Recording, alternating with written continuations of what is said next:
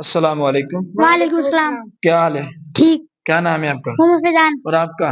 محمد سبحان. اور آپ کا کیا نام ہے؟ محمد شمروز. اگر میں آپ سے کچھ دینی سوال کروں تو آپ اس کا جواب بتائیں گے؟ بالکل. سب سے پہلا سوال آپ سے میرا یہ ہے کہ آپ مجھے بتائیں کہ وہ کون سی صورت ہے جو نماز کی ہر رکعت کے اندر پڑھی جاتی ہے؟ سورۃ الاخلاص. الحمدللہ. سورۃ اخلاص. سورۃ الفاتحہ. کیا؟ سورۃ الفاتحہ. شاباش، سورۃ الفاتحہ شریف پڑھی جاتی ہے. آپ مجھے یہ بتائیں کہ جو نماز عشاء پڑھتے ہیں ہم، اس کے اندر کتنے وتر پڑھے جاتے ہیں؟ 3. کتنے؟ 3. آپ مجھے یہ بتائیں اس کا طریقہ آتا ہے آپ کو؟ جی.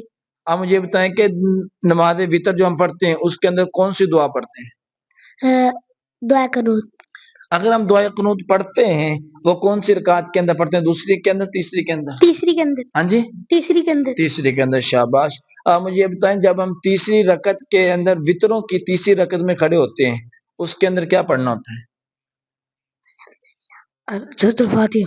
آگے کوئی بھی سورت. پھر اللہ اکبر.